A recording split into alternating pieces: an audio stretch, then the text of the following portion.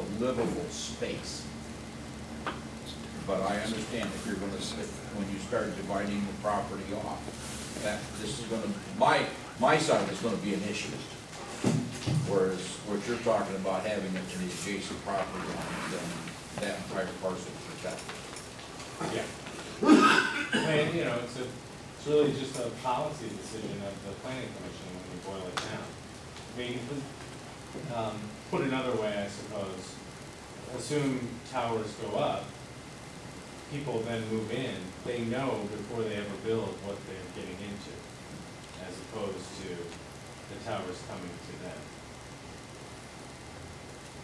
in terms of the future use.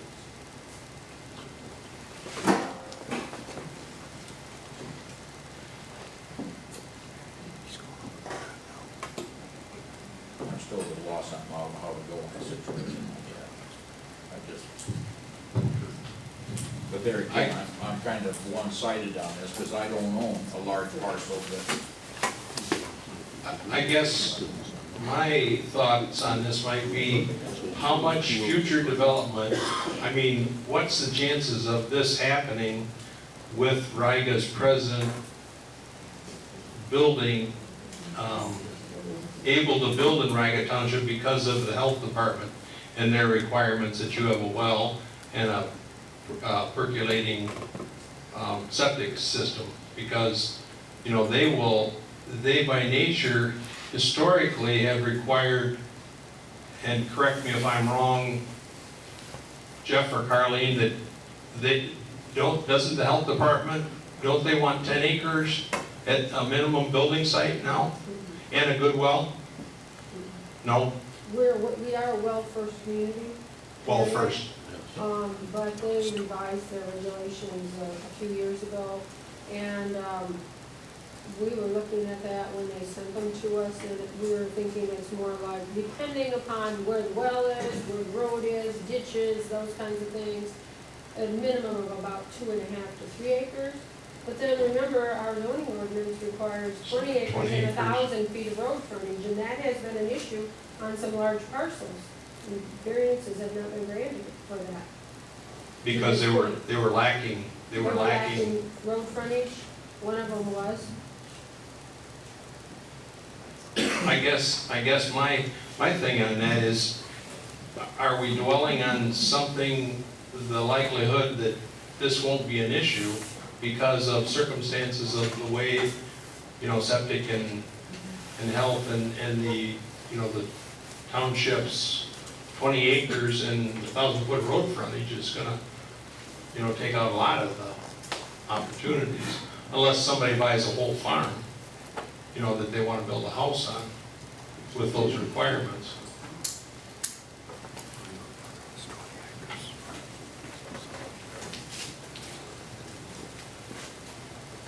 I got another question. I talked to our assessor about novel.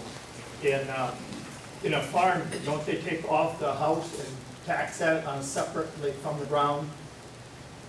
And they call it the residential proportion.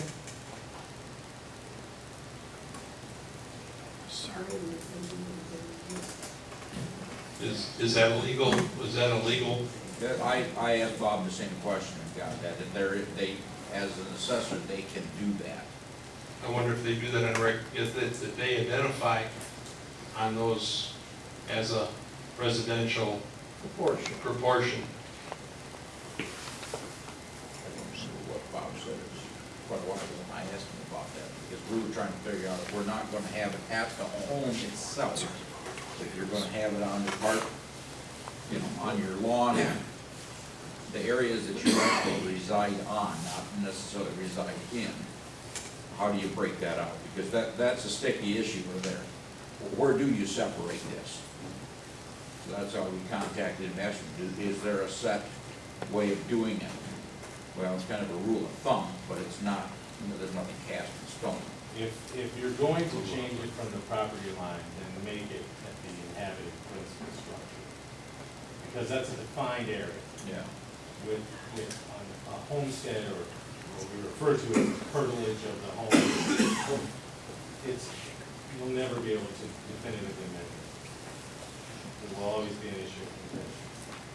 So, I think it's likely one or the other. Mike, you've been quiet tonight.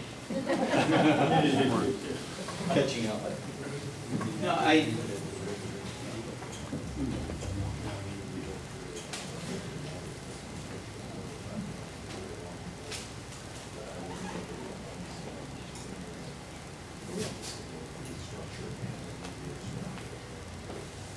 So you would not do it as a homestead? No, because you won't agree on where it should be measured from.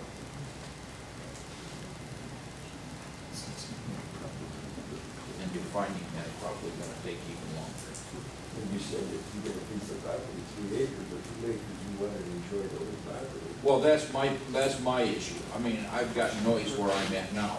I know you. It's worse if I go outside. I don't want to measure it at my house. I want it measured at my property line.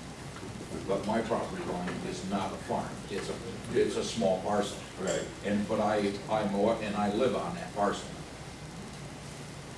so what level of noise are you listening to? You don't want it. Actually, I think you do. It's If over it's 60 relevant. decibels at the back of my property. Okay, so the difference between 40 and 60. Well, according to our sound experts, it doubles every 10 decibels. Right. So I won't hear the wind towers. That's not my issue. I guess that's where I'm at. But to me, what's most relevant is the principal structure, Me too. because that's where primarily most people reside. And if you're anywhere in the area of your principal structure at 40 decibels, in logic, if you're somewhere, even in your, depends on how big your yard wants to be, but I mean, if you're in the vicinity, you're not at 60, you're at 42, 45. So you're not gonna, that's why I asked, what are you at? At 60 is offensive. 42. You think? 40-something may not be nearly as offensive in your yard, if you're awake yelling and screaming and grilling and whatever. I guess that's my truth. I guess I'm uncomfortable any lower than 40 at the principal residence, or any higher than that, because that's where people are trying to sleep. Even though I hear rumors of people who like to hear the turbines when they sleep, that's another thing. But that's my thing. But then again, the parallel is then your distance relationship. If you're gonna do one, then it's relevant, is the one equally as relevant to the principal residence as far as distance.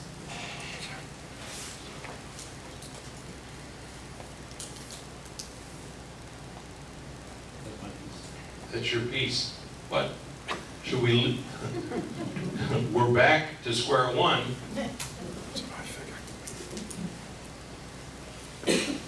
I'm in favor of leaving it inhabited principal structure. Is that a motion? It would have to be, because that's not what we voted on last time.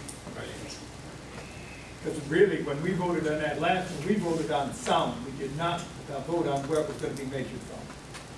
Yeah, because you think it's important.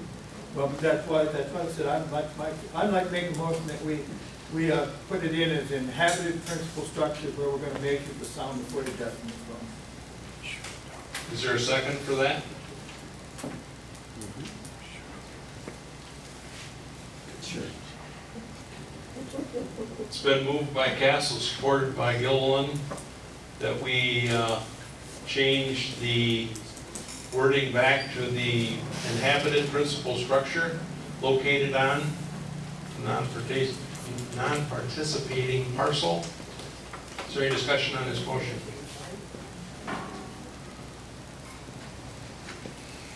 Well, I would like, I think that given Riga Township in a way that, new building and construction has been over the years, that I think it is something I would go along with having that at the, Yeah, but you just said we could build them, make a big news. well, That's the ones that are in existence. Yep, the ones in existence. That's right. yeah, that's the one. So you're looking at the ones that are in existence now, and you're not planning for a lot of growth. That's why I'm saying to leave it at the principal structure. I'm for that. But I will also say, Brian, that I'm sensitive to your situation too, with the logic that, you know, that you're presenting there too. I can see both points there. Well, at 40 decibels, I'm not gonna hear minutes. Right, right. Citizens here. Because it'll be covered up. You'll have a lot of background noise. Yeah, that's what scared me when they talked about, or so many decibels above ambient. I don't wanna go by ambient from my place. Well, that's true. Is there any other discussion? We'll proceed to vote by roll call. Do you have your Yes. methodology? Yes, I do. Okay. Would you like to proceed? Yes. Thank you. Mr. Castle, Yes. Mr. Bowman, Yes. Mr. Dussault, No. Mr. Gillen, yes, Mr. Card? Yes. Okay. We flop. Okay. The motion passed. Mike, you made Made the change. the change, okay. We'll have to address this later on too, because there are multiple places. Okay, where are we going next? Next is page 7.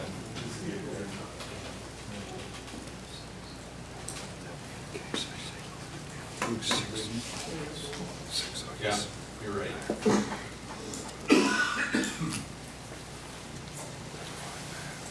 Okay. We're going to 7?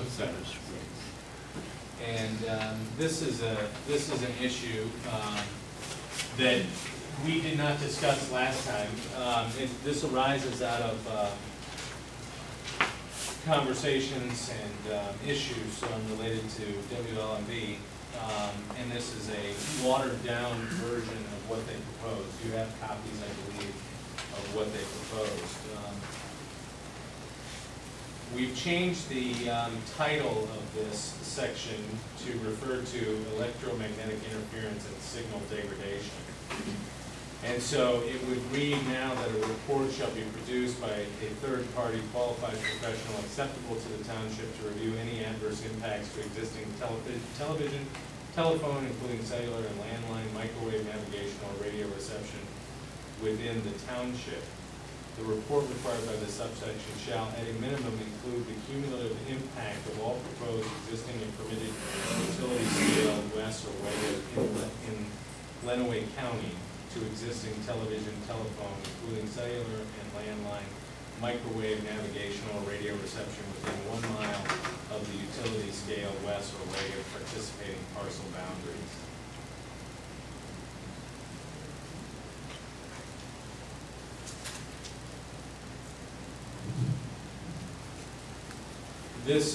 This issue is one where the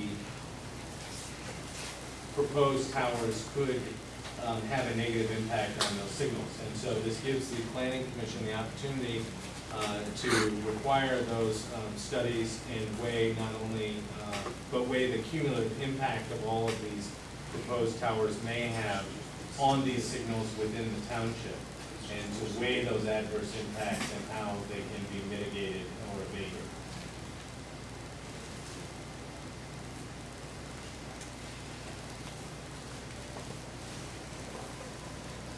This issue is similar to the